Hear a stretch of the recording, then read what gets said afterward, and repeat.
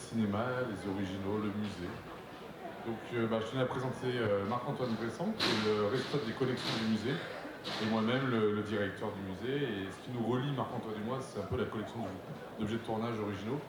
Alors c'est un peu impossible, alors je sais pas pour toi, mais pour moi ça a commencé avec des canards, hein, comme tout le monde. Ça a continué un peu Atticus, Toys, et à un moment donné ça s'est tout arrêté. Et ça a été objet de tournage originaux. Micro-monde, on est très très peu Je pense qu'on doit se compter sur les doigts d'une main en France, à peu de choses près. Non, moi j'ai pas commencé du tout avec les canners, j'ai commencé avec des autographes, et comme tout bon collectionneur, je me suis fait arnaquer au début. sous autographes. Et en général, je pense qu'il faut, en tant que collectionneur, se faire arnaquer au début pour s'apercevoir que les recherches font tout, et que sans recherche, surtout dans ce type d'objets qui sont uniques ou quasi uniques, eh ben on est... Donc là on va vous parler vraiment du travail de recherche au sein du musée. Alors, juste pour une petite info, voilà, levez la main ceux qui connaissent le musée. Voilà, ceux qui sont allés au musée. Voilà, ceux qui aiment le musée. Ceux qui ne sont pas allés, vous allez forcément aimer, donc levez la main déjà. Écoutez, déjà merci à vous, parce que le musée, je tiens à le rappeler, est un musée privé, n'a pas de subvention et ne tient que grâce aux visiteurs. Et une fois qu'on a dit ça, on dit surtout que c'est une des plus grandes collections au monde d'objets de tournage originaux, à tel point qu'on prête des objets à la Cinémathèque de Paris, on prête à des institutions, à Warner, on prête des objets de Batman à Warner, c'est un peu monde à l'envers, c'est assez marrant. Et donc voilà, donc si vous voulez, le musée, il est intéressant dans le sens que la plupart de l'équipe du musée vient du cinéma. Vous avez vu, peut-être l'année dernière, il y avait Alexandre Poncet qui était sur la conférence sur Filtipet. Alexandre travaille chez Mad Movies, il fait des documentaires. Toi, Marco, ton passé, je dirais, de 15 ans de VFX. Voilà, moi j'ai travaillé 15 ans, enfin 14 ans dans les effets spéciaux numériques, donc par ordinateur. On n'aurait pas pu faire un musée qu'avec toi.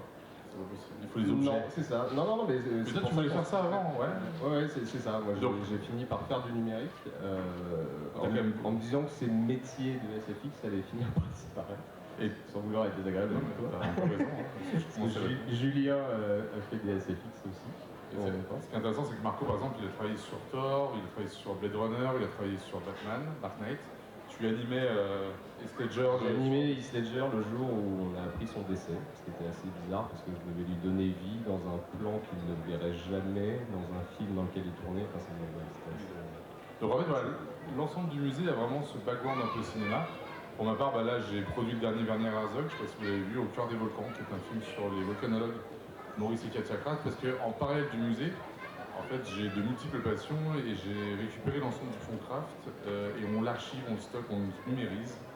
Et donc, le musée devient une plateforme un petit peu de collectionneurs, techniciens, artistes. Et c'était assez génial d'avoir cette année entre le musée et Werner Herzog de Los Angeles, d'ailleurs qui n'aime pas du tout Star Wars, qui ne sait toujours pas pourquoi le Mandalorian on l'a appelé pour ça. Et j'ai dit, mais Werner, t'es trop cool et tout. Il me dit, ouais, je crois que c'est ma grosse voix et ma tête bizarre qui a fait plaisir à Jon Favreau. Donc voilà, ça c'est vraiment. On vous lance un petit film de présentation du musée. Bon, vous avez l'air de tous le connaître, mais histoire de revoir un petit peu certains props. Les chaussures de Marty McFly, la seule paire de chaussures autolassantes qui existe encore. Magnifique bus animatronique de l'homme bicentenaire.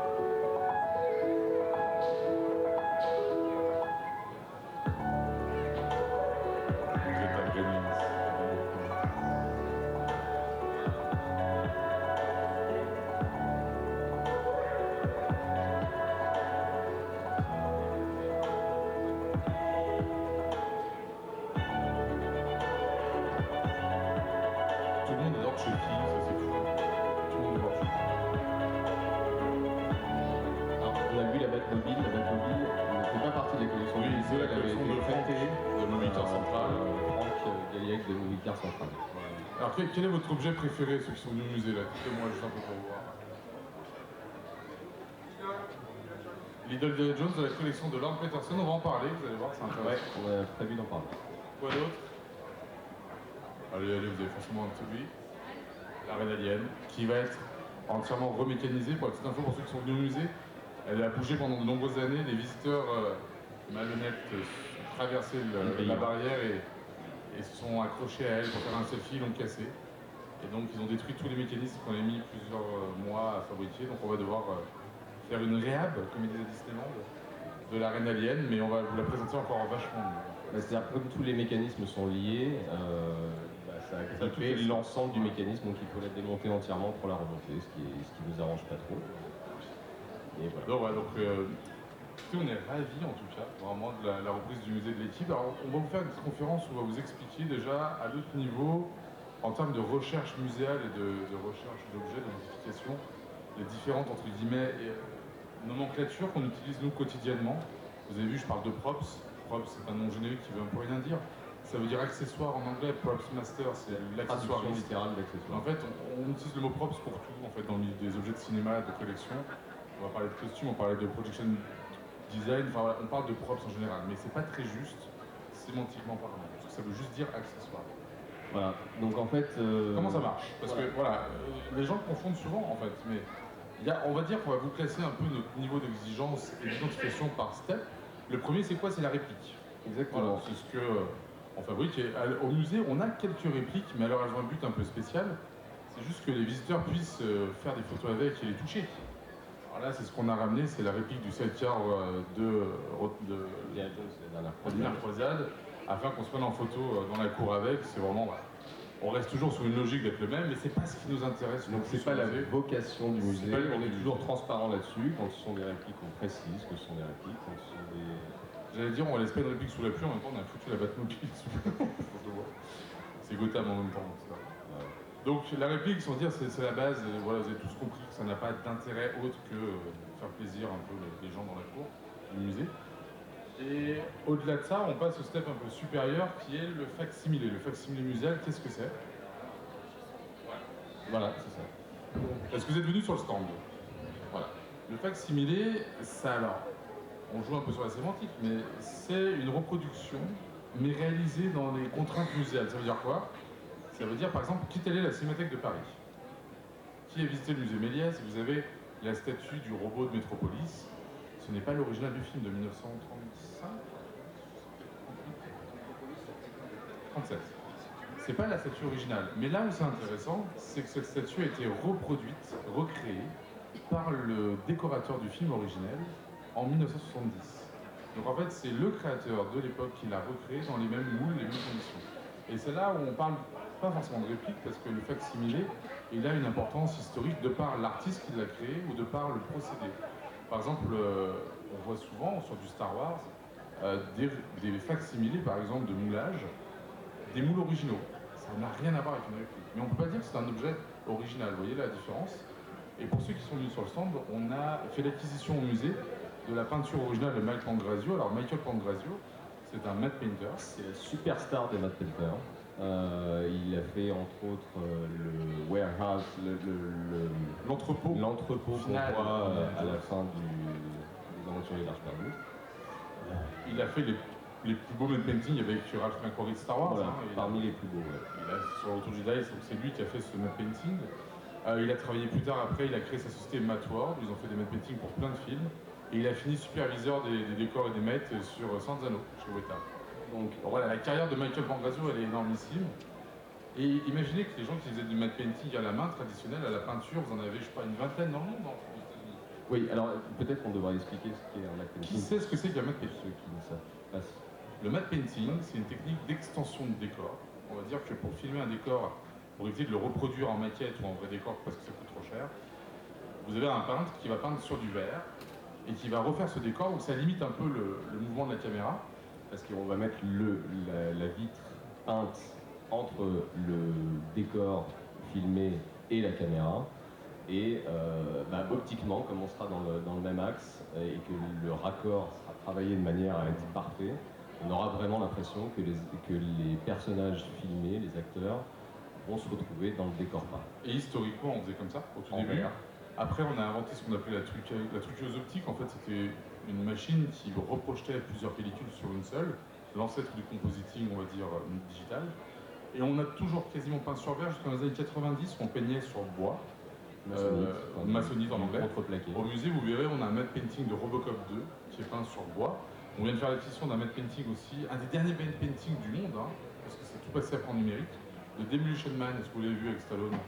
Bon, un matte painting original de Demolition Man, et pour la petite blague, il était accroché dans le bureau du producteur Joel Silver. Donc ça vient de sa collection à lui, je trouvais ça sympa d'avoir Joel Silver en train d'engueuler tout le monde avec son matte painting derrière lui, je trouve ça cool. Et puis j'ai mis Et toi, tu as le tien de l'exposition du la musée. Fayette. Alors on l'a pas encore mis en lumière pour l'instant, mais j'ai effectivement un matte painting dans ma collection personnelle de la famille Adams. Et alors, les matte painting, imaginez que c'est une technique voilà, qu'une trentaine de personnes peut-être dans le monde maîtrisent. Et est-ce que vous avez déjà vu un matte painting en vrai? Hormis chez nous. Personne. Pour une simple et bonne raison, déjà ça n'intéresse pas grand monde. Je dis que grand monde dans le grand public, c'est compliqué à transporter, c'est des peintures sur des plaques de verre. Et si on n'explique pas le procédé, bah voilà. Donc, en fait, on s'est rendu compte très rapidement au musée que ce pan artistique du cinéma était complètement inconnu et invisible.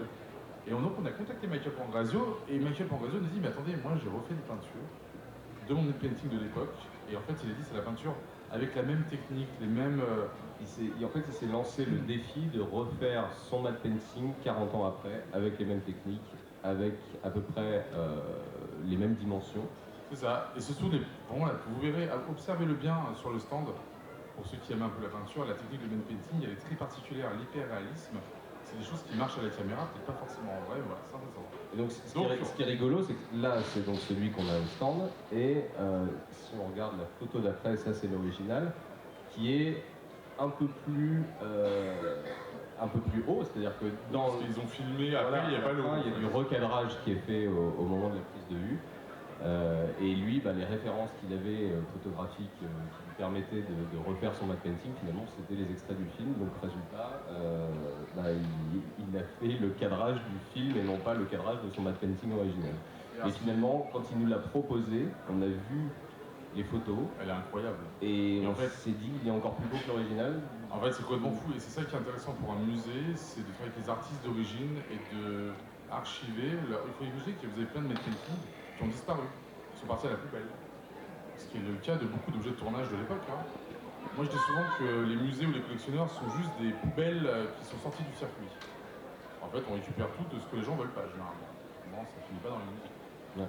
Et donc, voilà, donc là, on a le terme facsimilé parce que c'est l'artiste originel, la technique originelle, quasiment la dimension originelle, mais c'est pas l'original. Donc, on peut pas dire que c'est l'original pur. Vous comprenez la différence? Et c'est pas une réplique non plus, parce que c'est quand même de la réplique plus. Le facsimilé peut aussi être une pièce qui va être tirée de moules originaux, par exemple. Il se peut, par exemple, tu vas pour la future Expo Phil Tippett en 2025 au musée, Phil nous ressort des moules originaux des sculptures de Star Wars. Quand vous avez une sculpture de Phil qui est tirée par les moules originaux, par lui-même, repeinte par lui-même, c'est quand même pas une réplique. Mais c'est pas l'original. Vous voyez la différence? Et là, le musée, on est très transparent là-dessus parce que c'est important de ne pas avoir d'ambiguïté là-dessus. À partir de là, on a ce qu'on appelle production made en anglais, donc fabriqué par la production. Il y a longtemps, on utilisait le terme screen used, donc vu à l'écran, mais ça veut rien dire. Non, production made était en dessous du screen used. Mais en fait, on se rend compte d'une chose, c'est que le screen used, c'est des conneries. Ça ne veut rien dire. À l'heure actuelle, quand vous parlez avec les techniciens qui ont fait un film il y a 25 ans, ils pourront jamais vous dire si tel ou tel accessoire a été tourné dans un film. Pour un film, on en fabrique toujours plusieurs. On vient de faire l'acquisition d'un marteau de Thor original de Chris Hemsworth, directement du Props Master. Il y en a eu plusieurs sur le tournage, il n'y en a pas eu qu'un seul. Donc oui, ils ont été utilisés chacun à leur tour, il y en avait toujours en backup. Ils ont été fabriqués sur le tournage, c'était sur le tournage. De là à savoir si c'est celui qu'on voit à l'écran dans tel plan ou dans telle séquence, on ne peut pas le savoir. Parce que évidemment, le fait d'avoir plusieurs accessoires identiques sur le tournage leur permet de ne pas interrompre un tournage une journée si jamais l'accessoire tombe par terre et tombe, et se casse ou s'endommage. Ou simplement s'ils ne le retrouvent pas. Donc ils en ont toujours plusieurs sur le set afin de ne pas perdre du temps. Vous avez des tournages, une journée de tournage c'est $1 million de budget sur une journée. Donc une journée courte, 8 heures de travail. Donc si vous avez un props qui casse, vous devez mettre 2 heures pour le réparer, le producteur ne sera pas très content que vous n'ayez pas prévu un backup. Donc là on parle de production made et c'est la majorité des objets de cinéma qu'on a. Et on va dire que un exemple, voilà. Production Made, cette idole de la fertilité vient de la collection de Lord Peterson. Elle fait partie des idoles fabriquées en plusieurs exemplaires sur le tournage à Elstree. À savoir une chose, c'est que sur le tournage, ils ont testé plein de choses. Ils ont testé une idole radiocommandée avec des yeux qui bougeaient droite-gauche, qui n'a jamais été filmée. Si, elle a été filmée. Jamais monté, Elle a été quoi. filmée, mais en fait, dans le film, on le perçoit pas. Mais elle apparaît dans C'est le pas film. l'idole close-up quand il avance, c'est une autre. Non, elle apparaît dans un plan où les yeux bougent un tout petit peu, mais c'est à peine perceptible. Et même l'idole, tu te rappelles, l'idole qui est verte, en jaspe, Ouais, non, qui a été mais- testée. Vous avez plein d'idoles parce que voilà, ils arrivent sur le tournage. Il faut imaginer que voilà, le matin, les props masters présentent les props, ils testent à la lumière, ils ont plein de possibilités. Donc cette idole-là a été fabriquée par ILM, par Ron Peterson sur le tournage, mais n'a pas été filmée. Voilà. Et là, on a le Saint Graal. On va dire le Saint Graal. Entre guillemets. Non, pas encore. Là, oui, pas encore, pas encore. Oh là là, pas encore. Donc là, voilà, Qu'est-ce que c'est? on Qui parlait. reconnaît les pattes originales du Vélociraptor de la scène de la cuisine.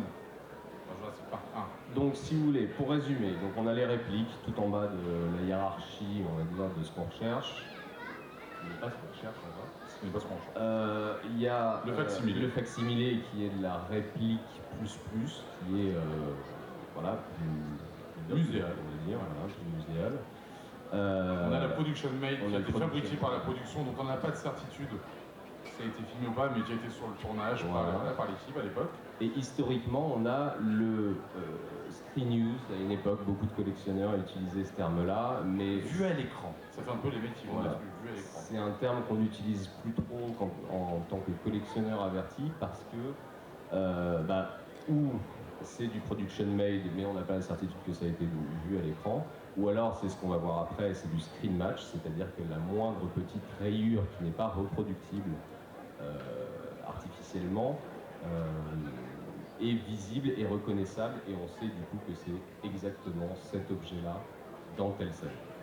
Et donc le Screen News, en l'occurrence, ça c'est une pièce qu'on a au musée et qui peut illustrer à la limite le Screen News que nous on tolère, c'est-à-dire que on est rentré en contact directement, Alexandre Poncet qui était là l'année dernière, Avec l'équipe de Sam Winston, donc John Rosengrant et Sean Mahan qui ont travaillé sur le Jurassic Park. qui ont instantanément reconnu lors du visio les pattes qu'ils avaient utilisées sur le tournage. Et ils disaient, de toute façon, il n'y en a eu qu'une qu'on a utilisée pour cette scène-là. Donc c'est celle-là, je la reconnais et tout ça. Donc en fait, on n'a pas suffisamment d'éléments dans le film La matchée. pour la screen matcher, pour reconnaître des rayures ou des éraflures ou des défauts non reproductibles. Mais on sait que c'est celle-là. Donc là, en l'occurrence, on peut dire que c'est du Screen News. C'est un peu comme notre reine alien. La reine alien, il n'y en a eu qu'une. Même si on n'arrive pas bien à matcher, parce que dans le film c'est très sombre, c'est très enfumé, tout ça, Ouais. il n'y a pas d'ambiguïté, on sait que c'est elle. Et d'ailleurs, pour la petite anecdote, la reine alien qu'on a au musée, c'est la seule reine alien au monde qui a survécu à un tournage d'Alien. Celle de Cameron a disparu après le tournage, celle d'AVP a été redémontée et détruite, d'AVP, de Alien 4, Ouais. et celle d'AVP c'est la seule qui reste. C'est cool. On va bien aimer celle de Cameron. On peut avancer. Et alors, le Graal, Le absolu, Graal, pour nous, c'est le screen match. c'est le screen match, c'est-à-dire il n'y a pas de débat, c'est celui qu'on voit dans la scène en question à tel moment. Et c'est tout notre travail au musée, c'est-à-dire qu'on a un travail d'authentification, mais de recherche plus approfondie. Et par exemple, toi, Marc-Antoine, tu as fait plein de recherches sur l'overboard. Cet overboard avait été, entre guillemets, acquis comme étant celui du 2. Ça avait été assimilé aux deux, et puis en fait, on y réfléchit. Sans plus, voilà. Il y a aussi un overboard dans le 3, et je me suis dit, est-ce que cette piste a vraiment été abordée ou pas À savoir que le 2 et le 3 ont été tournés ensemble, Zemeckis tournait le 2, et quand il a attaqué le tournage du 3, il montait le 2 le soir. Le tournage le 3, la journée, le montage du 2 le soir. Vous imaginez un peu la logique de travail. Vous avez intérêt à avoir des bons scripts, avoir des bons assistants de prod, et être résistant. Mais ça veut dire une chose, c'est que les props makers, eux, ont travaillé sur le 2 et le 3 en même temps. Et donc, qu'est-ce qu'on s'est rendu compte sur Et les celui-là? mêmes accessoires Les pouvaient mêmes. du coup servir sur le 2 comme le 3. De la même manière que par exemple les DeLorean, on sait qu'il y en a eu 7. Il y en a eu ça. Et l'ensemble des 7 ont été utilisés sur les 3 films. Il n'y a pas ça c'est une DeLorean du 1, ça c'est une DeLorean du 2. Il y a Par exemple, des- la DeLorean qu'on voit détruite à la fin du 3 par le train, c'était la DeLorean cascade, la stunt car du 1, Voilà. qu'ils ont détruite sur le 3. Voilà. C'est que maintenant, jamais on ferait ça. C'est-à-dire qu'on en ferait une autre, ça serait dans un musée et tout. Mais à l'époque, eux, c'était efficacité, rapidité, budget limité. Donc il y en avait une qui était prête, il n'y avait aucune raison de la réutiliser sous un temps rapide, ils l'ont détruite, écrasée par le train. Voilà. Donc voilà, donc là ce qu'on voit ici, c'est des petits éléments où on s'arrache un peu les cheveux à essayer de retrouver des détails qui permettent. L'avantage, c'est que comme ces props sont faits à la main, Ils sont faits, pas grand chose. il y a environ 7 à 8, c'est un terme qui varie, mais 7 à 8 overboards qui ont été fabriqués, tous avec des accessoires un peu différents. Il y en a qui sont. Alors, une autre est en Il y a des polystyrène. matériaux différents. Voilà, il y en a un qui est holographique, et ils sont faits à la main, ils sont scotchés à la main. Il y en avait un où il y avait une Découpé à espèce la main. de trépied en fil de fer qui jetait par terre et du coup le fil de fer se voyait beaucoup moins mais ça avait une espèce d'effet de rebond donc on avait l'impression que le hoverboard flottait. Celui avec les roues de Il y en avait un qui avait des vraies roues de skateboard, c'était un vrai skateboard mais comme il était tout le temps filmé par au-dessus on voyait pas les roues. Et il y avait même, ils avaient utilisé le même système que pour le Landspeeder de Star Wars, c'est-à-dire qu'ils avaient mis un miroir sous le hoverboard qui permettait d'avoir le reflet du bitume qui était devant et de plus voir les roues. Il y a eu, voilà, il y avait des hoverboards en polystyrène et d'autres en bois. Il y en avait qu'ils agrafaient directement sur les chaussures D'ailleurs, il y a des photos Michael J. Fox. où Michael J. Fox est porté par les techniciens avec ses chaussures, agrafées à directement au hoverboard. Et donc le nôtre, bah, quand vous, en fait, là vous pouvez pas voir grand chose, mais nous qui avons les fichiers Katia, c'est assez parlant. Celui-là a été screen-matché comme étant celui du 3 à coup sûr au moment où Marty sauve Doc et Clara en lui donnant l'overboard juste avant que le train tombe et que la DeLorean reparte. Et ça c'est assez génial parce que il y a des petits moments un peu de frisson, un peu Indiana Jones, où on découvre le truc, c'est un peu le Graal. Nous qui connaissons un peu le marché, on en est arrivé à la conclusion que c'était le seul overboard au monde avec screen matché. C'est le seul. C'est-à-dire que tous les autres qui ont été vendus en possession, adrénaline dans ces moments-là. on ne sait pas à quel moment. Alors celui du skate, on le sait, mais il n'est pas screen matché, on le sait pour là. Voilà. Mais celui-là, c'est assez génial. Donc, ouais, donc pareil, les chaussures sont forcément screen matchées, puisqu'il n'y en avait eu qu'une seule paire autolassante sur les quelques paires qui ont été fabriquées par Nike. Et enfin, pas forcément screen matché, mais on sait qu'elles sont screen use. Alors, est-ce que tout le monde a retenu, c'est bon, les différentes étapes? Il y a une interro. Ouais, à la fin, sur la fin. Donc ça c'est cool. Alors on va vous parler un peu un peu des techniques. Alors là, c'est le clap de MacGyver, hein, c'est ça? Ouais, donc ça c'est un exemple de ma collection perso. Qui sait à quoi sert le clap d'ailleurs? Il y en a qui ne savent pas à quoi sert un clap. Le clap c'est simple, c'est que depuis la nuit des temps, la caméra et le son sont désynchronisés. On enregistre le son à part et la caméra filme à part. Et pour réunir les deux au montage à l'époque analogique, eh ben, quand vous faites un clap, vous pouvez lier le bruit du clap avec le mouvement du clap à l'image et vous resynchronisez le son. En plus d'être un objet assez mythique et pratique parce que vous nommez les noms des scènes, vous nommez les nombres de filtres que vous avez sur la caméra, la focale, vous nommez plein de choses. Vous pouvez retrouver ces informations-là sur le clap. Et ce qui est génial chez les claps, c'est que... ce qui est génial sur les claps, c'est que très souvent on peut encore avoir des traces de la dernière scène qui a été tournée avec ce clap-là. C'est-à-dire que quand on a après le script entre les mains, on peut identifier quelle scène a été tournée en dernier avec ce clap. Et sur les claps, d'ailleurs, c'est un clap, on ne sait pas ce que c'est. D'ailleurs, MOS, ce qu'on appelle MOS, ça veut dire sans son. Voilà. Alors là, ils ont filmé ça, c'est un caméra C. Ça veut dire que c'est certainement un clap pour un coup de caméra C. Dans la nomenclature des claps, vous avez le clap cam A, qui est la caméra principale. Vous avez les claps souvent cam B, qui est la caméra complémentaire, qui filme les shots souvent quand on fait des dialogues, tout ça.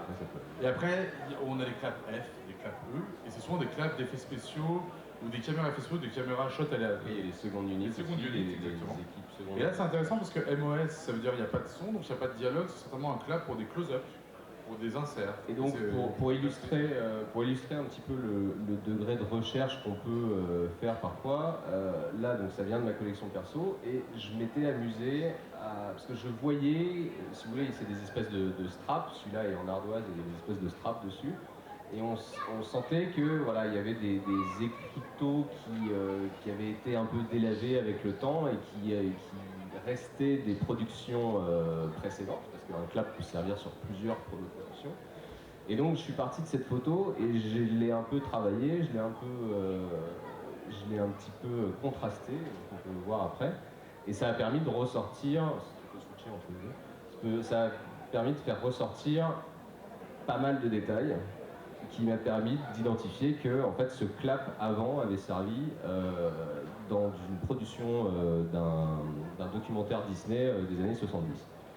Donc c'était voilà, la petite surprise, la petite cerise sur le gâteau de connaître un peu l'histoire de l'objet au-delà d'une seule production.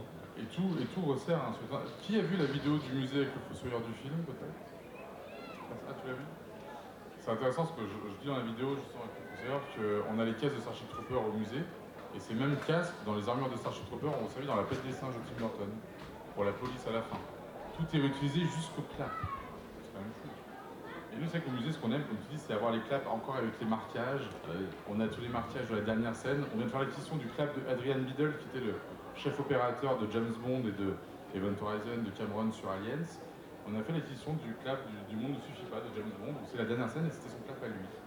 Et c'est toujours très touchant qu'on récupère les claps des chefs opérateurs, parce que c'est vraiment leur objet un peu symbolique. Alors, en règle générale, si un réalisateur ou un chef-op garde quelque chose d'un tournage, ça va être son clap. Parce que c'est un souvenir assez parlant, et puis en plus de ça, ça prend pas de place. Et c'est vraiment un des objets qui permettent d'identifier tout de suite le thème du cinéma. Il y a le clap, il y a la chaise de réalisateur, il y a... On vient de faire l'acquisition du clap de OSS 117. Je trouve que c'est très parlant. Vous avez vu au musée, on n'est pas du tout sectaire, on a autant du Chaplin de Star Wars que du OSS 117. Donc voilà, ensuite... On a, alors oui, le char de Ben Hur, ça c'est une bonne histoire. Ça. Qui a vu Ben Hur, 58, magnifique film avec Charlton Heston, tourné en Technicolor, assez incroyable.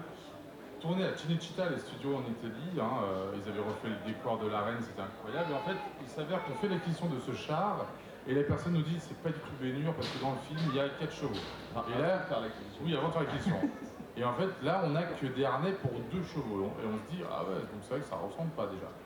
Et en s'y penchant de plus près, on se rend compte que les harnais ont été coupés. Et qu'en fait, la personne qui l'exposait avant avait réduit un peu la taille de cet objet qui est énormissime. Il fait la moitié d'une rangée complète de sièges pour vous donner une idée. Enfin, en longueur, comme ça. Et ce char est assez incroyable, parce qu'il y a 100 kilos et tout. Donc on se dit, mais il faut quand même qu'on réfléchisse un peu à plus près. Et on se rend compte, donc voilà, comme je dis, c'est coupé, donc on se dit, ah, ça sent plutôt bon, et on fait donc des captures 4K du film Ben Hur, et on se rend compte que c'est l'un des chars qui a servi dans la séquence du tournage. Donc bonne surprise. Bonne surprise, c'est un des chars, et c'est d'ailleurs des chars qu'on voit le mieux, qui n'est pas celui de Ben Hur, mais qui est un autre des chars qu'on voit le mieux, et la sculpture est incroyable, avec l'espèce de bélier à l'avant, il y a des poissons à l'arrière, donc c'est vraiment une pièce d'histoire du cinéma. Et on a tout l'attelage en fait des chevaux, et on s'arrête là un petit peu. Et en fait, il y a un de nos collègues au musée qui dit, mais attendez, j'ai revu le film, et l'attelage que vous avez, c'est celui de Charlton Heston. En fait, il y a eu un peu 3 fois, on s'est dit oui, bon. Ça s'est fait en 3 étapes, comme quoi c'est bien d'en discuter entre nous, parce que ce que voient les uns n'est pas forcément vu par les autres, et parfois on va se focaliser sur un détail, et puis il y a la vision Et c'est là où c'est intéressant, c'est qu'à quel moment, on ne sait pas nous l'histoire de ça, mais à quel moment on se retrouve avec un des chars de la séquence qui n'est pas Ben Hur, mais dont l'attelage des chevaux est celui de Charlton Heston. Personne ne sait nous l'expliquer, mais parce que ça se finit dans les hangars des studios, que les mecs sortent, 60 ans, voilà, il y a eu du mouvement, ils sortent les caisses, ouvrent les caisses, c'est tout changé, puis ça part un peu comme ça. Donc ça, c'est une future présentation qu'on va faire au musée du char de Ben Hur, enfin je dis char du film de Ben Hur. quand on arrivera à le transporter. Ouais, c'est des essieux de camions en fait qu'ils ont soudés pour les roues, ça tenait le choc quoi. Et d'ailleurs, vous avez vu, ceux qui étaient venus l'année dernière à la conférence, vous avez parlé justement du Malcolm Grazio de Jabba, on a dit prochaine acquisition. On l'a exposé là aujourd'hui à QCell. On parlera d'une future acquisition qu'on va faire très prochainement. Tout top. On va mettre une petite vidéo. C'est un petit peu en avant-première, c'est qu'on a reçu un énorme conteneur. On est allé à Los Angeles l'année dernière. On a fait des acquisitions et on a reçu le conteneur il y a un mois. Des petites acquisitions. Et on va, voilà, donc je vous montre l'arrivée dans les réserves du musée. Donc vous reconnaissez bien sûr...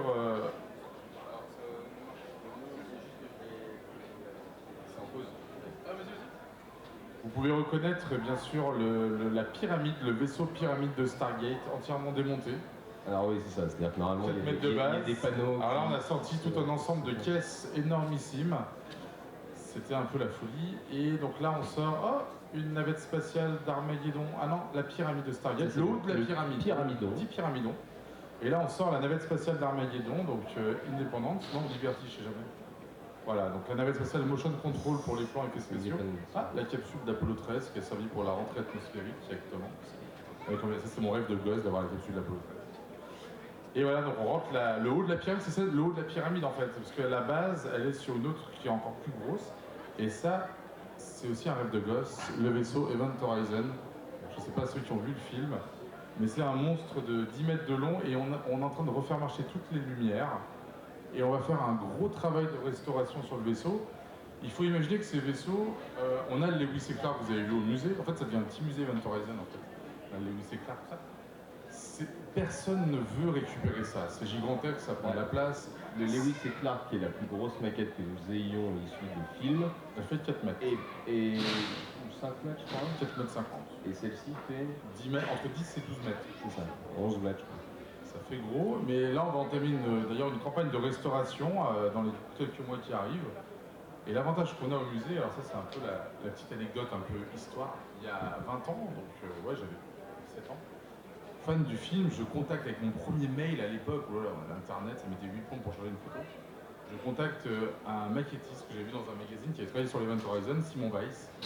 Je le contacte, je dis Monsieur Weiss, j'adore votre maquette de l'Event Horizon, j'aimerais bien la refaire en miniature, est-ce que vous avez des photos? À l'époque on n'avait que 5 photos sur le Cineflex et c'est tout. Je ne sais pas si vous connaissez le magazine Cineflex. Voilà, des effets spéciaux, c'est un peu la bible des effets spéciaux. Mais il n'y avait rien d'autre. Si vous cherchez des détails sur les tournages à l'époque.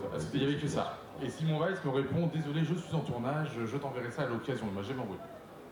Je dis mais ce vaisseau, je ne sais pas où il est passé, mais je le veux. Et pendant 20 ans, je regardais un peu tout ce qui se passait. Où est-ce qu'il existe encore? Je ne sais pas.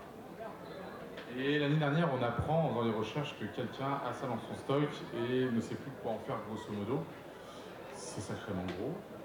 On n'a que la moitié du vaisseau, on est en train de rechercher l'autre moitié du vaisseau, le couloir central, pour ceux qui connaissent. Donc on a 2 tiers, on a les 2 extrémités. Oui, il reste le couloir central.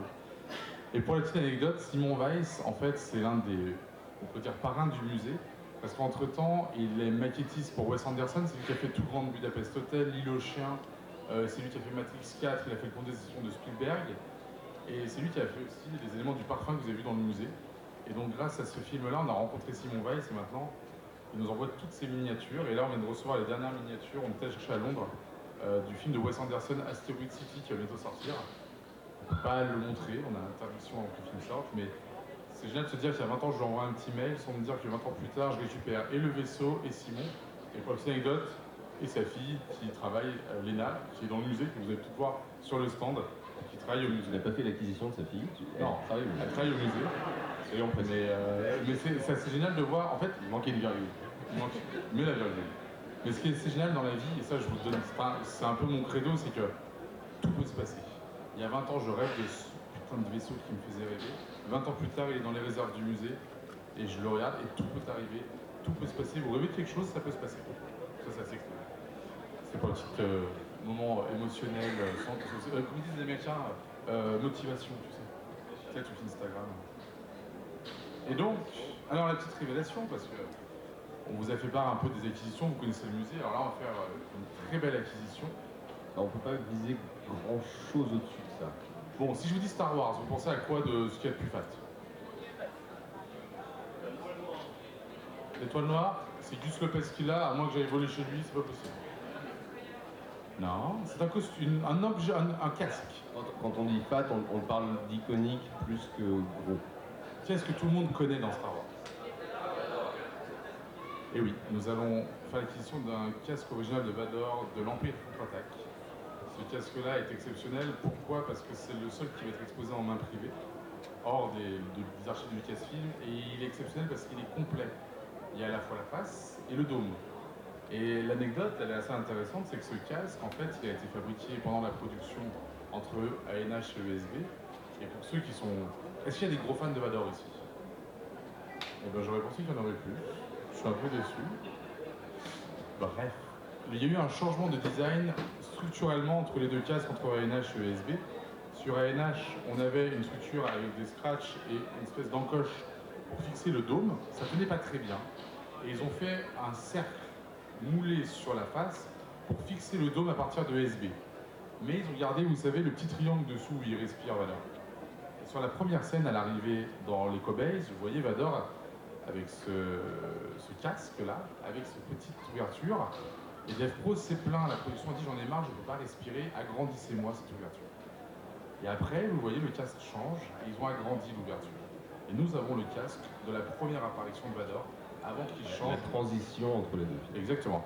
Et le petit bonhomme là-bas au fond qui se tient tout droit, qui fait partie de la rebelle, qui est pas sûr.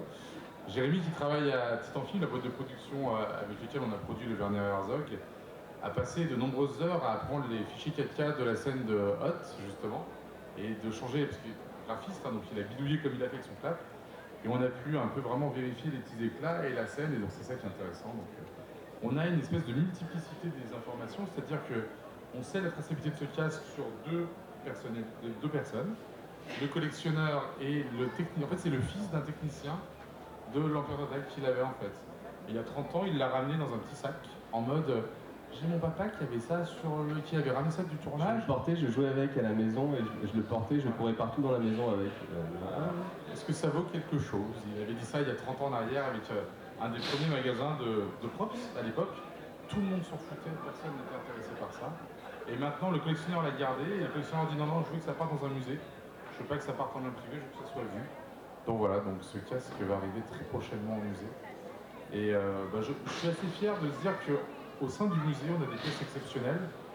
La caméra d'Hitchcock, les cannes de Charlie Chaplin, c'est des pièces qui sont... on peut passer à côté, hein. Les gens vous disent c'est une canne. On en a deux maintenant. On en a, ouais. C'est ce que ça fait les mecs. On en a trois, en fait. Non mais c'est cool parce que la caméra d'Hitchcock, je sais pas si vous vous rendez compte, qui est venu récemment au musée? Vous avez vu la caméra d'Hitchcock, la VistaVision? Imaginez cette VistaVision, la MVV06 avec le Blimp, la MV20 et la HC5 qui est... Parce qu'il faut savoir qu'elles sont toutes... C'est une courbe d'oreille. En fait, chez Mitchell, ce qui n'est pas le cas chez Panavision, tout était numéroté. Et notre caméra, elle a un numéro, c'est la Mitchell VistaVision MVV06. Et on sait que cette caméra, c'est la caméra de sueur froide de Hitchcock. C'est la caméra B des 10 commandements. Et l'élément qu'on a sur le dessus, qui est la caméra HS1, donc High Speed pour les HS2, High Speed pour les effets spéciaux, et bien ça fait Star Wars. Donc au sein du musée, on a une caméra qui a servi sur les 10 commandements, sur Star Wars et sur Hitchcock et sur plein d'autres films, de Elvis, de Marlon Brando. On est amené, et c'est ça qui est hyper intéressant, c'est que un objet n'est pas figé dans nos recherches, c'est-à-dire que parfois on passe à des études sur d'autres objets et tout, et puis à un moment donné, on va tomber sur un élément qui va nous mettre la puce à l'oreille sur un objet qu'on a déjà et qui va alimenter notre moulin concernant encore plus de détails sur des pièces qu'on peut avoir. C'est ça qui est passionnant, c'est que les authentifications ne sont jamais fermées, enfin en tout cas les informations qu'on peut avoir par rapport à nos pièces ne seront jamais limitées. On rajoute toujours des éléments, voilà. C'est comme une recherche de police ou d'archéologue, c'est la même chose. Hein. C'est assez génial. Donc voilà, donc rendez-vous au musée bientôt pour ce magnifique pièce de Vador. Il y a des questions. Est-ce que vous avez des questions? Pas de questions. Vas-y.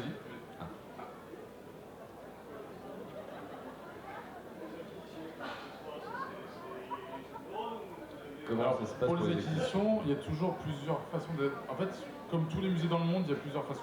Il y a trois facteurs principaux. Il y a le mécénat, quelqu'un qui est dans le musée qui dit bah, j'aimerais vous aider et je vous achète une pièce.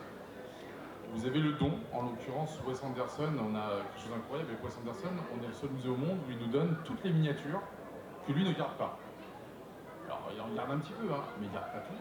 Et par exemple, je sais pas, est-ce que vous avez vu le film L'île aux chiens? On a 90% des décors de L'île aux chiens. Tous les stop motion, on a le parc, l'attraction, enfin, c'est complètement fou en fait. On a le Grand Budapest Hotel, d'ailleurs, le grand bureau, la grande façade. J'ai le Grand Budapest Hotel dans mon bureau. Voilà. Et donc c'est des dons. On a des dons, on a des artistes qui nous disent aussi bah, j'ai envie que ça aille au musée, parce que nous, le musée, on ne revend pas les pièces qu'on nous donne, hein. C'est gardé à vie dans les réserves du musée. Nous, on prête aussi gratuitement aux institutions, à la cinémathèque, tout ça, on prête. C'est vraiment pour faire tourner les pièces. Et donc on a ce principe, ces deux biais-là, et le dernier biais, c'est les acquisitions. Hein. On achète des pièces, soit aux enchères, soit directement. On essaie de plus en plus, nous. Alors c'est surtout les studios. D'acheter, voilà. Les collectionneurs, parce qu'on est, encore une fois, comme c'est une niche, tous les collectionneurs, on est un peu répartis partout dans le monde et on se connaît un peu tous. Et c'est ça aussi qui nous donne vraiment une chance au niveau des recherches, c'est que parmi tous les collectionneurs qu'on connaît dans le monde, on va connaître des mecs qui sont super pointus sur Retour à le futur, sur Star Wars, voilà. Donc même nous, quand on arrive à nos limites, parce qu'on peut jamais tout connaître, surtout, et ben on n'hésite pas à solliciter les experts mondiaux dans les types, dans les objets originaux de tel ou tel film, ou quand c'est pas les techniciens eux-mêmes qu'on contacte aussi.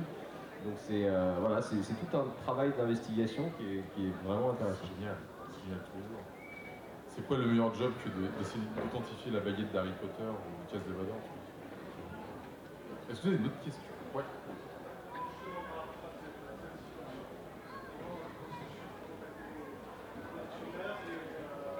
Déjà, nous, on se fie jamais au certificat. Ouais, c'est du bullshit, n'importe qui peut faire un certificat. Plus on collectionne depuis longtemps, plus on s'aperçoit que les certificats d'authenticité ne veulent rien dire. C'est arrivé, on a pu voir des ventes aux enchères où il y avait des pièces, des ventes aux enchères de maisons très reconnues, dont la réputation n'était plus à faire, qui se trouvaient dans l'obligation de retirer les pièces, parfois même pas retirées à temps, et parfois la pièce se rendait. Tu te rappelles le costume, on a voulu enchérir sur le costume de Spock pour le musée, parce qu'on avait assez peu de Star Trek, on voulait un costume de Star Trek. Et quelques heures avant, il a été enlevé de la vente. Et après coup, on a compris pourquoi. Et on a compris que c'était pas un mot en fait. Voilà. Et en fait,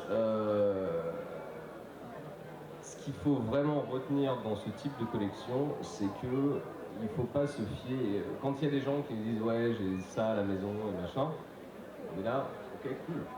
Mais il y a des histoires. On va demander des photos, on va demander des détails, on va demander comment tu l'as eu, qu'est-ce que voilà. Et surtout derrière il y a un gros boulot de recherche parce qu'on va pas s'amuser à. Typiquement il y a une histoire géniale. Là, on va pas prendre le risque en fait de se lancer sur un projet d'acquisition ou de prêt de don, on prend moins de risques.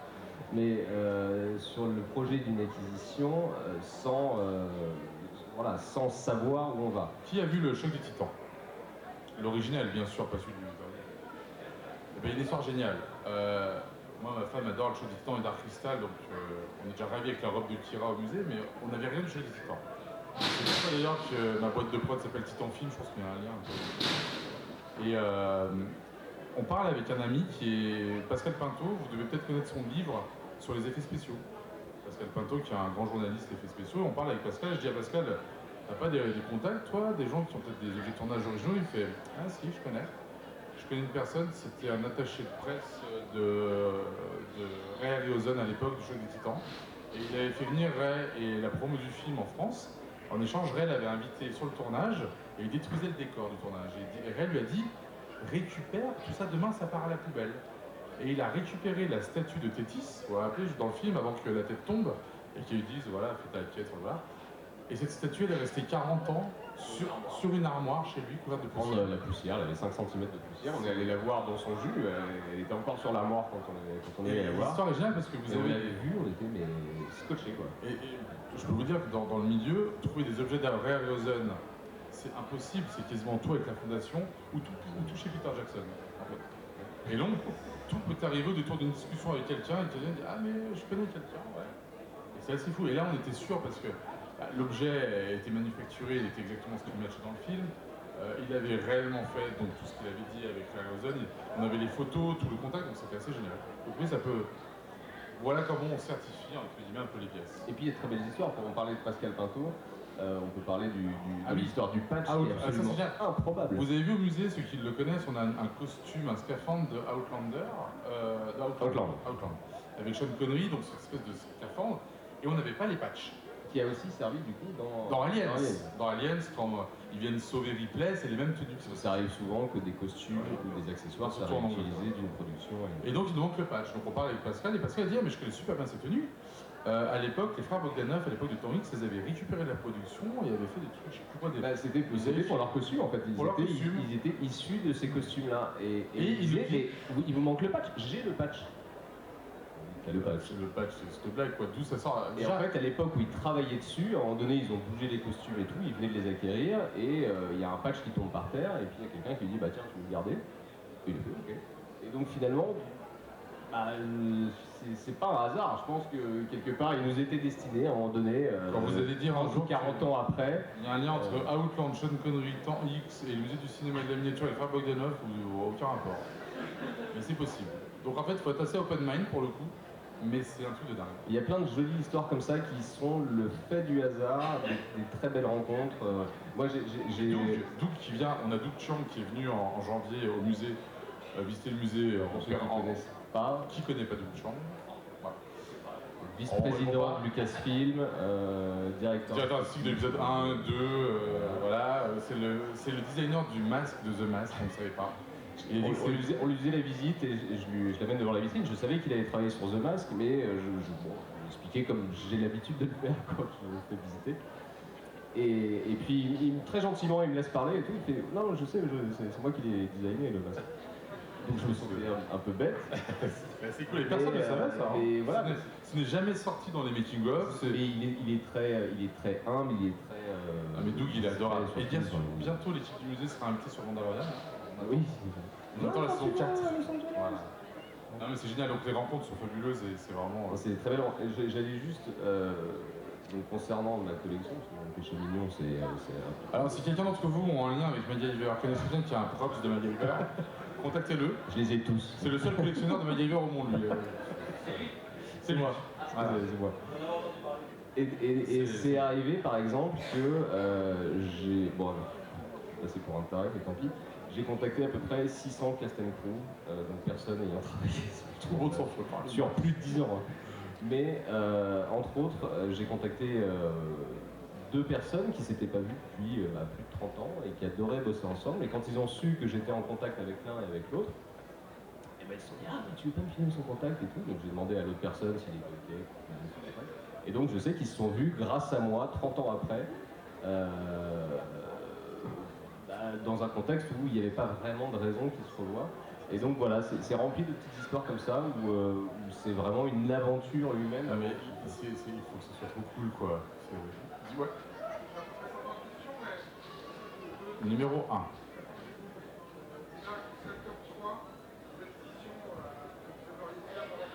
On aimerait faire Bien un casque de Dark Vador. Alors moi je rêvais d'avoir le costume de Vador, là on a le casque, il faut trouver le reste maintenant. Non, j'adorerais avoir un C3PO. Là, j'ai vu qu'Anthony Hennès met aux enchères sa tête qui était à célébration.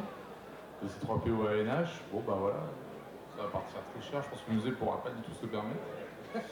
Oh, mais ça fait un peu mal au cœur. Mais non, moi perso, tu vois, je rêvais d'avoir l'Event Horizon, depuis gamin je l'ai, donc je suis ravi.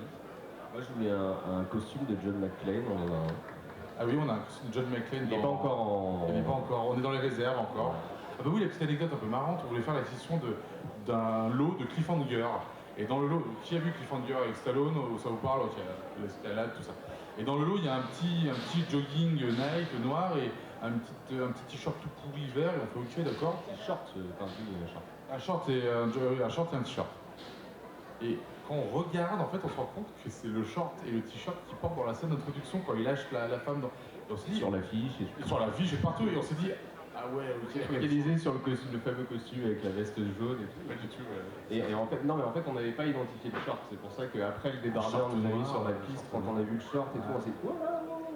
Mais ça, c'est beau, le point. On a les fameux gants, on a les fameux. Non, mais on est ravis. Enfin, regarde, les Gremlins, tout ça.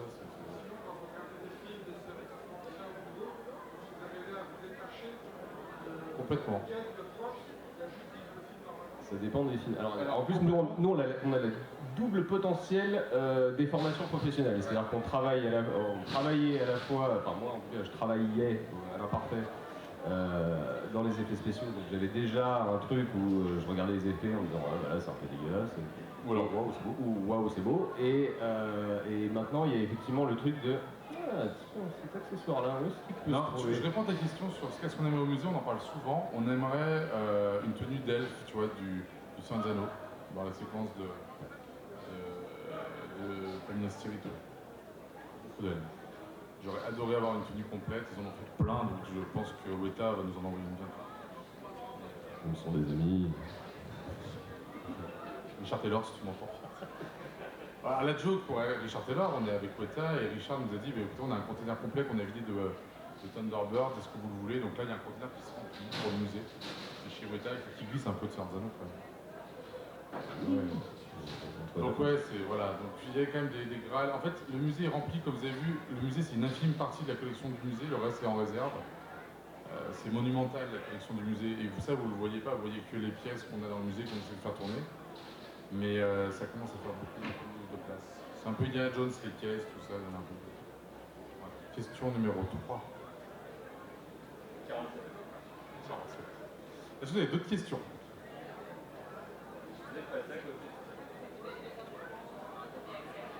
Alors, je pense que non. Par contre, ce qui est prévu, alors l'avenir du musée, à moyen terme, ça va être de séparer les deux musées. On va avoir un musée que pour la miniature, parce qu'on a plein de nouvelles miniatures à présenter, et un musée que pour le cinéma. Ça va simplifier la communication, parce que la plupart des gens, quand ils passent dans la rue, ils disent « Mais c'est quoi ce musée ?»« Ah mais je connais, c'est des petites miniatures de salles de cinéma, et en fait on voit des mini-films. » Alors ils sortent des miniatures et ils disent « Ah mais c'est dans quel film ?» Et en fait, comme ce sont des miniatures d'art, mais pas des miniatures de cinéma, mais qu'on a aussi des miniatures de cinéma, c'est un bordel sans nom. Et en fait, on a fait l'acquisition d'un bâtiment Renaissance qui est à 30 mètres, juste à côté du tribunal. Donc on aura les deux musées côte à côte. Et ça va être assez génial de récupérer quand même quasiment 400 mètres carrés supplémentaires dans le musée pour de l'animation, du stop motion, du dessin animé. On va faire l'acquisition d'une table d'animateur de chez Walt Disney, une très belle table pour ceux qui aiment les dessins animés. On va faire une belle collection de stop motion, de cellulo aussi d'animation, de japanimation. Donc voilà, c'est aussi le but du musée, c'est de montrer un peu tout ce qui est à trait animation, à l'art. Toutes les techniques. Le but du musée, c'est avant tout de rendre hommage. Le musée du cinéma, mais c'est l'art narratif. C'est ça, en fait, c'est rendre hommage à toutes les formes de métiers qu'il peut y avoir dans le cinéma. On est en train de faire l'acquisition de partitions originales de compositeurs de musique de film où tout le monde s'en fout. Il n'y a aucun endroit dans le monde où on peut voir une partition de James Horner, de Jerry Goldsmith, de Basil Polidoris, où on peut avoir des. Enfin, il n'y a pas ça. Bah, nous on veut parce que c'est mon kiff quoi. Ah bah oui, d'accord. Il y aura MacGyver dans les GDR. J'ai des partitions originales de MacGyver. Bah voilà, il faut que ce soit comme ça, donc il faut un peu de place. Mais comme on n'a pas beaucoup de place, on exporte pas mal les expos et à Paris on a fait pas mal d'expos. On prête beaucoup de nos pièces au musée, donc voilà. On fait un peu comme ça. Mais c'est vrai que oui, j'adorerais tout exposer, mais en futur peut-être. Vous avez d'autres questions?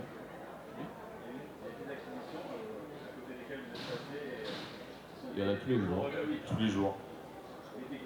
Mais tous les jours, on nous. Ouais. Le clap pour moi, si cette mécanique. Adrian Biddle, c'est mon chef-op adoré. J'ai grandi avec Adrian Biddle. Je rêvais de faire un film avec Adrian Biddle. Il est mort sur V pour Vendetta. Donc je ne ferai jamais de film avec Adrian Biddle. Et j'ai grandi en tant que cinéaste avec la photo d'Aliens qu'il faisait sur la reine Alien.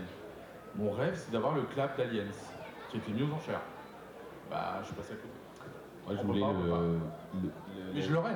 La mitraillette, le MP5 de John McClane dans le premier Die Hard, quand il saute. Tu vas bien fatigué pour l'avoir. Allez, achète.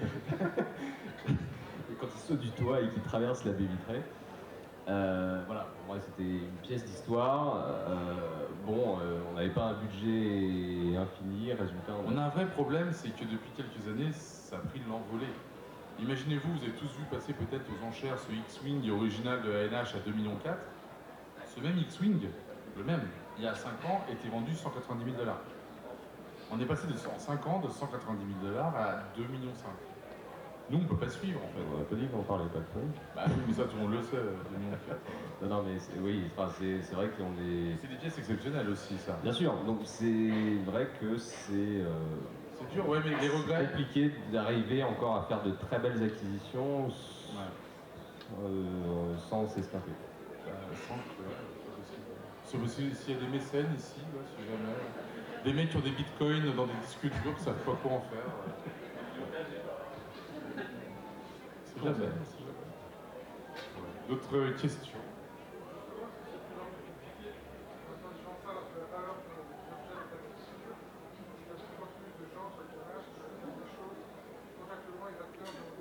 Ah, c'est fini maintenant, tu n'as plus le droit de donner quoi que ce soit. C'est-à-dire que déjà, il y a 10 ans en arrière, les productions gardaient tout. Même les déchets, même si c'était jeté à la poubelle, c'était gardé dans des caisses sécurisées, ça ne sort plus.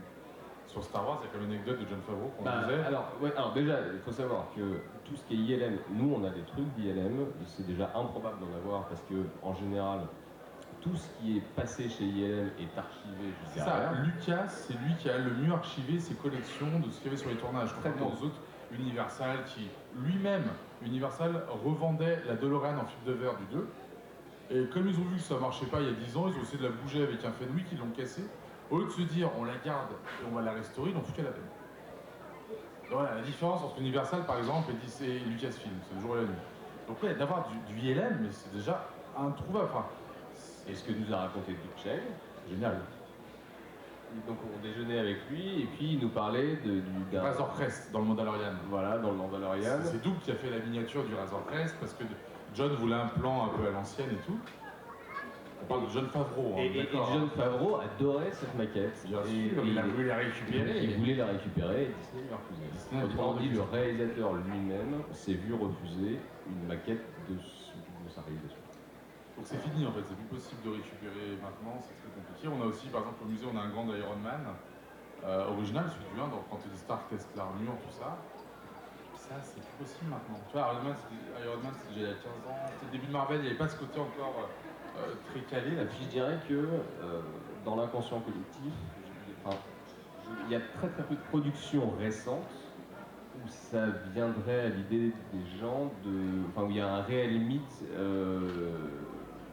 Comme The Michael, un intérêt historique de garder telle ou telle pièce. Alors après, il y a des productions très bien qui se font dernièrement, mais... Oui, mais Michael, il disait bien aussi, Michael Pondrezio, il disait, quand je faisais un matte painting pour un film, quand je fais Indiana Jones, je sais pas du tout si ça va être un film culte, un film qui va se planter au box-office, que personne ne verra. Et il dit, je fais la peinture de la même manière pour un film génial ou pour un film que je ne sais pas qui va pas marcher. Et donc souvent les gens récupéraient les techniciens parce qu'ils avaient mal au cœur de mettre à la poubelle leur création, quoi. Vous avez passé des mois dessus. Alors il y en a toujours un petit morceau. Et là James Beloved, il a gardé un petit morceau de Beetlejuice, là, de la petite miniature. Il a gardé ça et puis voilà, c'est un peu leur dernier élément. Il y a effectivement plein de techniciens. Bon, je pense que le parapluie Mary Poppins. Le parapluie Mary Poppins qu'on a, imaginez-vous que Disney Archive à Burbank, à Los Angeles, vous a contacté pour nous dire pourquoi vous avez un parapluie Mary Poppins, on n'en a pas dans les archives. Alors on s'est dit putain, ça commence mal. Bah cherchez bien. Et en fait, l'histoire c'est quoi? C'est que c'était une vente aux enchères. Le costume designer de Mary Poppins avait ce parapluie, il l'a offert à certainement un de ses amis ou un de ses élèves, entre guillemets, qui était le costume designer de Michael Jackson. Et il a revendu ses collections. Et dedans, il y avait ce fameux parapluie Mary Poppins, dont on a fait l'acquisition. C'est génial. Bon, ils ont tout le reste, hein, Disney. Bon, le costume, le machin. Non, pas tout le reste. On connaît un collectionneur qui a beaucoup de Mary Poppins, c'est vrai. Ouais. Et on a fait l'acquisition récemment, ça c'est aussi historique. Pour ceux qui ont vu Laurence d'Arabie, on a un des éléments de costume de Peter O'Toole. Ouais, la veste de Peter O'Toole dans Laurence d'Arabie. C'est génial. C'est pas tout Star Wars, hein. Enfin, la deuxième veste qu'il a vers la fin du film. À la fin du film, ouais. La première veste a des boutons en bois, ce qui n'est pas le cas de la deuxième. Et en mettant, il a une. Ouais, déjà tout long, quasiment. Ouais. Vas-y. Non, mais t'es encore à la 12e, donc t'as la marge. Il fait beau, regarde, tu vois. Alors, il est moins représentatif. Non, alors oui, alors clairement, si tu veux, l'arrivée de la nouvelle vague dans les années 70 a tué le cinéma français, clairement. Toute la vague, et l'élitisme français a fait que tu ne crées plus rien. Tu filmes le réel, ce qui est une connerie absolue sur le dogme du cinéma français. Le réel veut rien dire dans le cinéma. Le réel veut rien dire dans le cinéma ni dans le documentaire. La preuve, le documentaire que j'ai produit avec Werner Herzog, c'est des images tournées par Maurice et Katia, mais le point de vue de Werner Herzog sur des images qu'il n'a pas tournées n'est pas réel.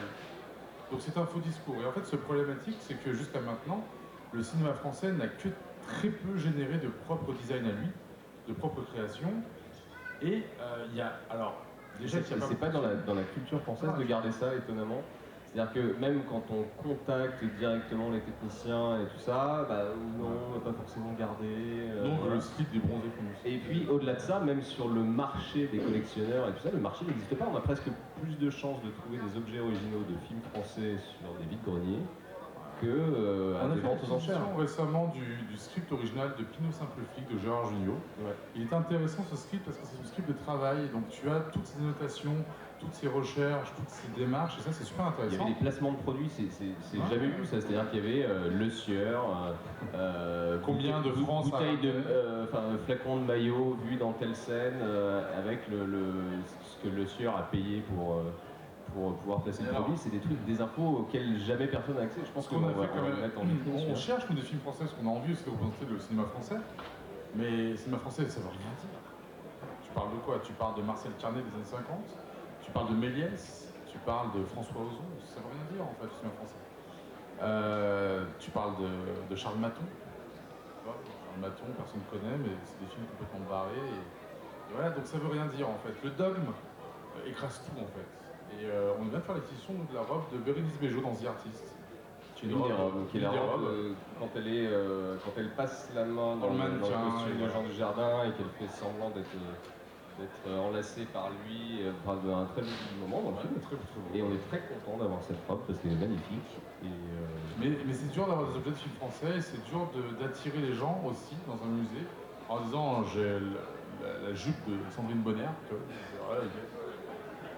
Et on n'a rien contre Sandrine Bonner. Non, mais voilà, c'est dur. Par contre, on cherche des objets, nous, de Astérix et Obélix Mission Cléopâtre. Oui. Ça, on aimerait bien trouver des trucs. Oui, et puis après les grands. Hein? Alors, quand on du Puy, on a? Ouais. On a le daim. On a le pantalon du daim. Jean du Jardin. On n'a pas la veste, mais on a le pantalon. On va appeler Jean qui nous envoie la veste. Mais ça va être bientôt mis dans le musée, et voilà. Mais c'est cool, tu connais un musée dans le monde où il y a un pantalon de Jean du Jardin? Ça n'existe pas, ça? Hein? On a la poule d'OSS, ouais. Deux. C'est pas ta bête. Elles sont animatroniques, hein, donc elles bougent et tout. Mais oui, on aimerait plus de films français, clairement. Oui.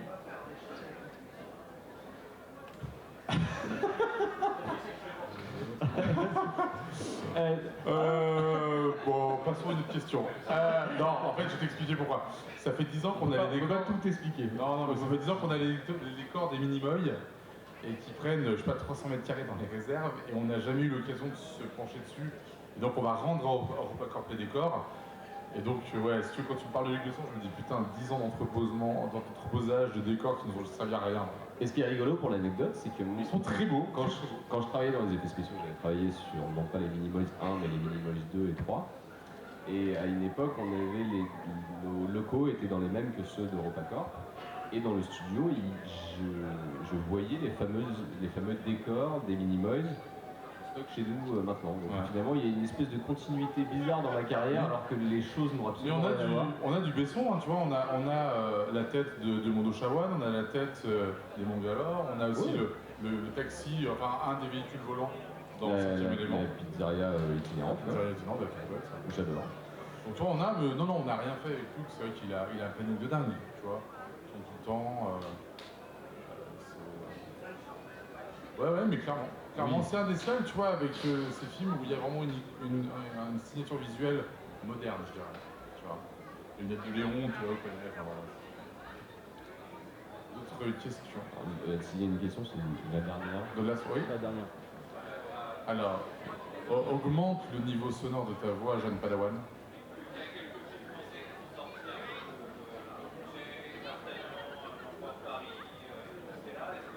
Alors, tu veux dire des films français où il n'y a pas de chef-op, c'est ça? On voit pas? Écoute le micro. Ah mais c'est vrai, ces putains de films, ils sont bien, mais je les vois au cinéma, je vois rien, je suis comme ça. Alors, on aimerait bien. En fait, j'ai des contacts qui de mon Eiffel. Ah non, mais c'est surtout que j'aurais dû bosser dessus si j'étais resté dans mon ancienne boîte. Donc je connais beaucoup de gens qui ont travaillé dessus. Donc c'est peut-être un contact qu'on peut envisager de travailler. On est ouvert à tout. Si tu veux, à partir du moment où tu as la poule de OSS 117, on est OK pour prendre tous les trucs de film. Les portes sont ouvertes. Voilà, il n'y a pas de souci là-dessus. Et en fait, c'est marrant parce que récupérer la poule de OSS 117, c'est comme si tu récupères, je sais jamais le nom, la diagonale là, dans le ANH. Il faut savoir, vous connaissez l'anecdote de la diagonale? C'est ça, Dianoga, je suis un peu dyslexique, je sais jamais. L'espèce de truc cyclope là, dans le vide ordure de ANH, avec cette créature-là, elle a servi dans Star Wars, il l'a foutu dans sa sac poubelle pendant 40 ans, fermé, foutu au coin de son studio, Phil Tippett. Il l'a ressorti, je crois, il y a 2-3 ans, on se disait, c'est quoi ce truc tout pourri? Et c'était ça.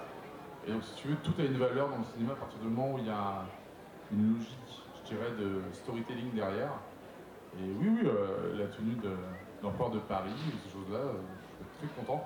Parce que c'est ça qui est dommage en France, et c'est là où on a raté le coche avec la nouvelle vague, et que ça fait beaucoup de mal à l'industrie française du cinéma.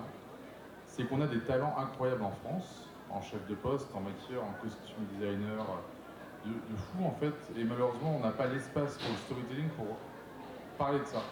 On n'a pas les possibilités sur des films de faire des animatroniques de dinosaures. On n'a pas la possibilité sur des films de faire des costumes de Dracula comme ils ont fait. Et pourtant, on a des gens ultra compétents, vraiment. Ultra talentueux. C'est dommage. Voilà. On va pas finir sur une note négative, une autre question. Une dernière, la Swan. On va s'engueuler. On va s'engueuler. C'est quelle heure? Non, c'est pas engueulé. 50. Ça va. Et là, ils sont tous ils ont peur de partir en fait.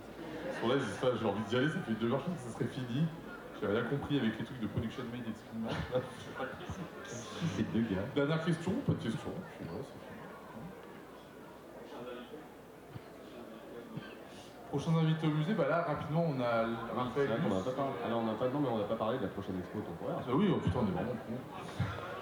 Peu de promo. En plus, on est tellement dedans. Bon, qui a vu le stand du musée là, sur la salle? Vous avez vu l'original qu'on a ramené de Drew Struzan, la couverture du livre du mariage de Princesse Leia, vous l'avez vu. On est en train de préparer une expo exceptionnelle, qui est une première mondiale, qui est une rétrospective de l'art de Drew Struzan.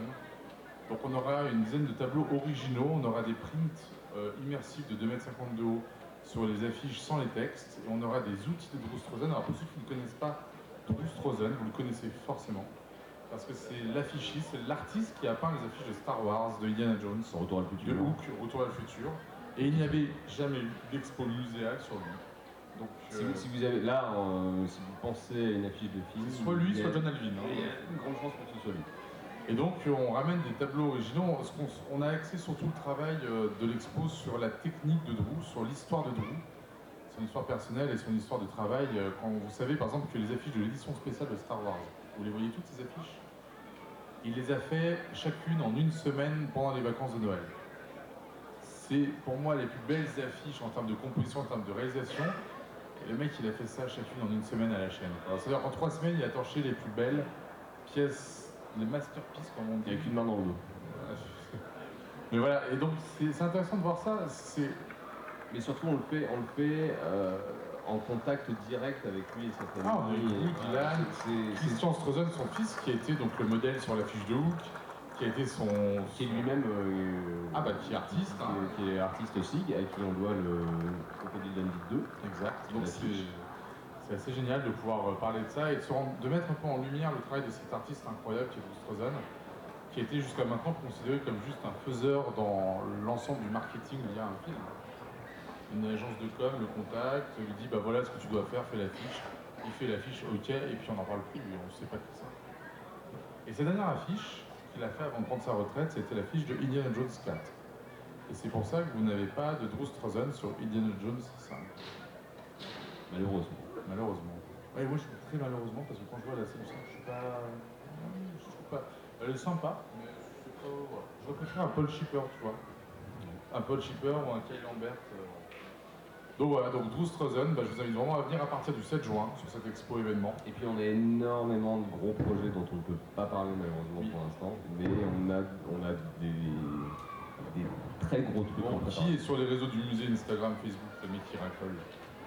Bah, il faut que tout le monde s'inscrive maintenant là sur le Facebook et l'Instagram, parce que c'est les moyens de publication du musée, vous avez toutes les infos dessus.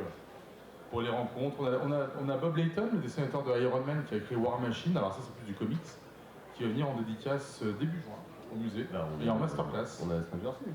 On a l'acteur de Stranger Things, Raphaël Luce, qui vient au musée. Enfin le mois. Ouais, le jeune Vecna là, qui vient dans notre petit décor du musée. Donc voilà, donc on a plein d'événements, on fait venir des acteurs, on fait venir des dessinateurs en dédicace, en masterclass, donc voilà. Et on a beaucoup d'exclus d'expos temporaires dans les cartons. À savoir que les expos temporaires, juste pour, c'est compris dans le prix d'entrée, il n'y a pas de prix en plus, c'est vraiment, on fait des expos temporaires à chaque fois pour renouveler un peu la collection du musée et renouveler un peu la C'est du bonus. Ça va, on vend bien le musée? Ça va? Merci. Merci. Bon, merci à vous alors.